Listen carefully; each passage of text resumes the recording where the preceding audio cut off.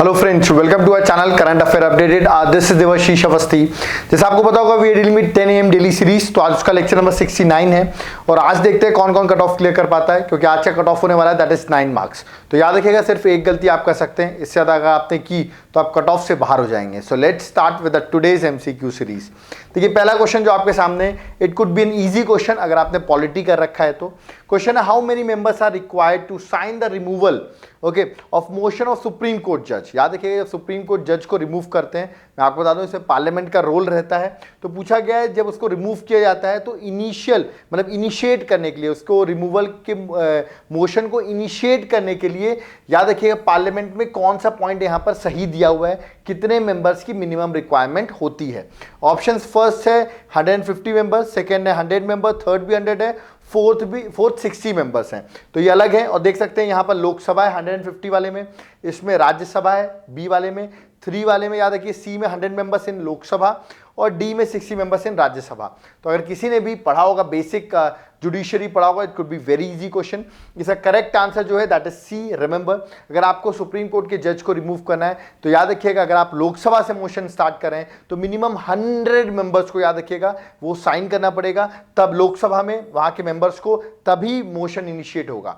आपको मुझे comment box में बताना है अगर यही मोशन मैं राज्यसभा से स्टार्ट करना चाहता हूं तो राज्यसभा में कितने मिनिमम मेंबर्स की रिक्वायरमेंट होगी to initiate the removal of supreme court जज। तो आप ये मुझे कमेंट बॉक्स में बताइए। ओके, तो पहले का correct answer that is C.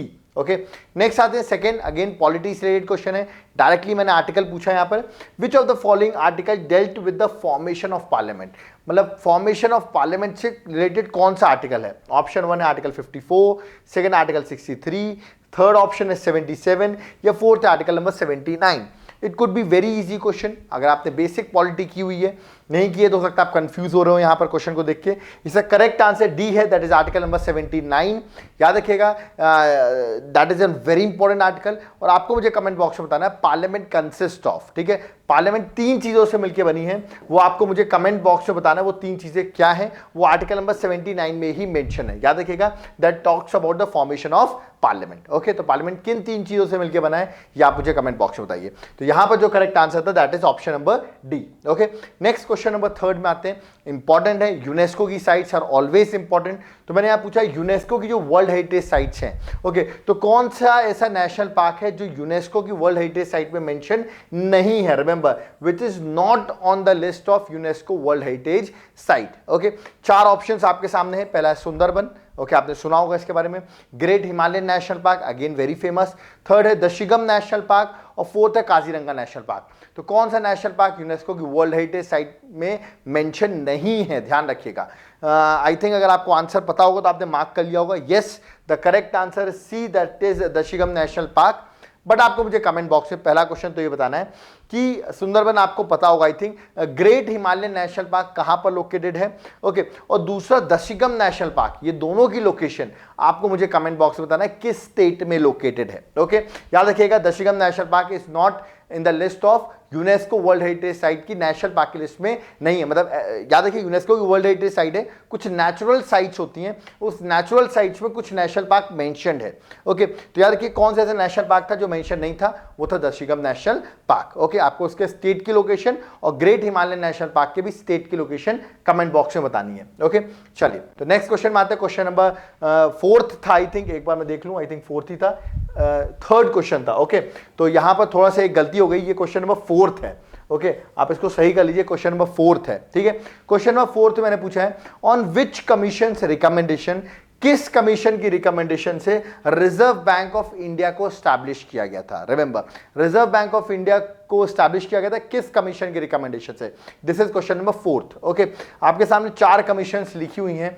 I think अगर आपने सुना होगा रिजर्व बैंक ऑफ इंडिया 1 अप्रैल 1935 में फॉर्म हुआ था। ओके, अब किस कमीशन की रिकमेंडेशन से था, ये आपके सामने 4 ऑप्शन है।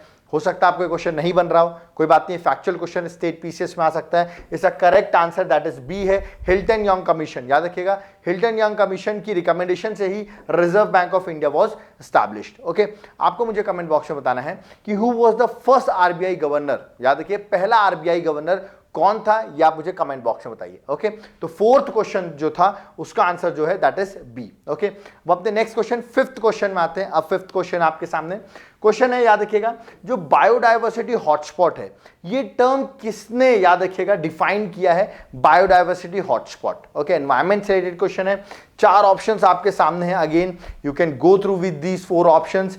इट्स एन इजी क्वेश्चन, अगर आपने एनवायरमेंट में थोड़ा बहुत भी पढ़ा है एनवायरमेंट के बारे में और नहीं पढ़ा है तो मे बी ये क्वेश्चन रॉन्ग भी हो सकता है, इट्स ओके, तभी कट ऑफ 9 मार्क्स है। इसका करेक्ट आंसर है A, that is Norman Myers. याद रखिएगा, Norman Myers very famous personality related to environment, और याद रखिए इन्होंने ही डिफाइन किया था दैट इज बायोडायवर्सिटी हॉटस्पॉट को। ओके, आपको पता भी होगा, जैसे मैं एग्जांपल देता हूं, वेस्टर्न घाट्स जो इंडिया में है, it's an example of biodiversity hotspot. Okay, चलिए आगे बढ़ते हैं, नेक्स्ट क्वेश्चन में आते हैं, that is question number 6। Question number 6 जो है मैं आपको बताऊं थोड़ा सा इंटरेस्टिंग सा क्वेश्चन है। यहाँ सेट 1 में कुछ चीजें लिखी हुई हैं, सेट 2 में कुछ चीजें लिखी हुई हैं, आपको इनको मैच करना है और ऑप्शंस आपके सामने यहां पर लिखे हुए हैं ए बी सी डी, आपको इन ऑप्शंस में से चूज करना है। Okay, so let's go, first of read करते हैं। तुंगभद्रा प्रोजेक्ट है, तेहरी डैम प्रोजेक्ट है, आई थिंक तेहरी डैम के बारे में आपने सुना होगा। Subarnarekha river very famous project लिखा हुआ है। श्रावती प्रोजेक्ट, ये याद रखिए, कल मैंने आपसे एक वाटरफॉल के बारे में पूछा भी था, बहुत लोगों ने कमेंट बॉक्स में कमेंट भी लिखा है, तो शायद आप कनेक्ट कर सकते हैं आज। ओके, तो जिन्होंने कनेक्ट कर लिया, सबसे पहले आई थिंक श्रावती प्रोजेक्ट के बारे में लोगों ने कनेक्ट किया होगा। सर गेसोरप्पा वाटरफॉल, जिसको आप जॉग वाटरफॉल भी कहते हैं, एक्चुअली मैंने आज क्या किया, जॉग का नाम नहीं लिखा यहाँ पे, गेसोरप्पा वाटरफॉल को ही हम जॉग वाटरफॉल कहते हैं, याद रखिएगा। तो डी जो है श्रावती प्रोजेक्ट, उसको 1 से मैच करना है। बाकी आई थिंक आपने मैच करना स्टार्ट कर दिया होगा। तेहरी डैम प्रोजेक्ट देखते ही लोगों ने रिवर भागीरथी को मैच किया होगा, करेक्ट है।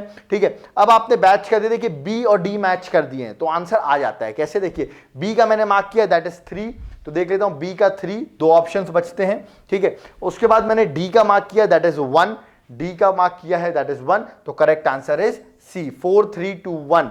तो ध्यान रखिएगा, कभी कभी क्वेश्चन जब आएंगे आपके मैच हो गए, आप तुरंत आंसर मैच करिए, क्योंकि हो सकता है आपका आंसर आ गया हो, आप फालतू का अपना टाइम वेस्ट कर रहे हैं बाकी मैच करके। आई नो आपको बाकी भी पता होंगे, बट याद रखिएगा कभी भी आंसर आ जाता है आपको टिक लगाइए और आगे बढ़िए।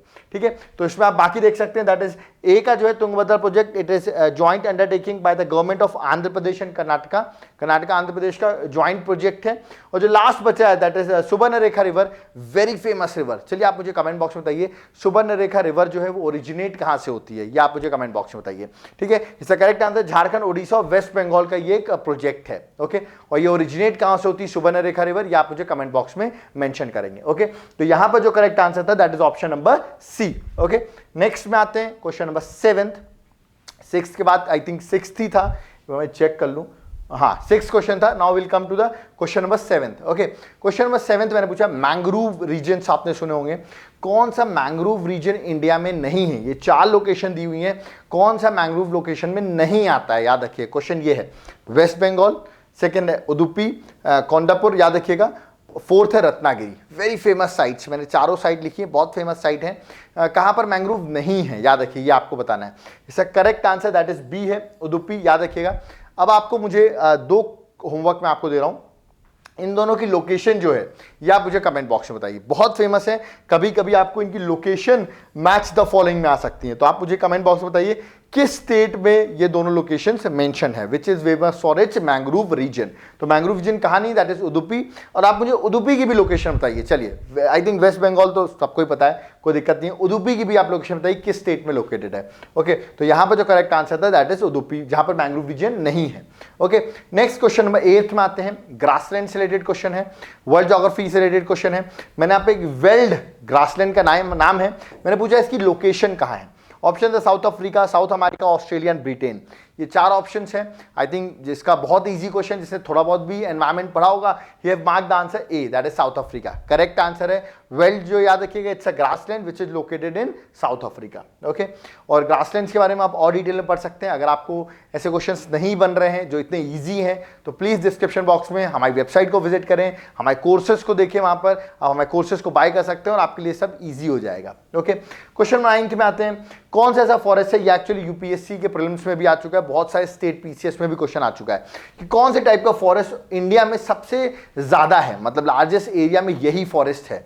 ऑप्शंस आपके सामने है, tropical moist deciduous, sub tropical dry evergreen, mountain wet temperate, tropical wet evergreen forest. ये 4 ऑप्शंस आपके सामने, सबसे ज्यादा इंडिया में कौन से टाइप का फॉरेस्ट है।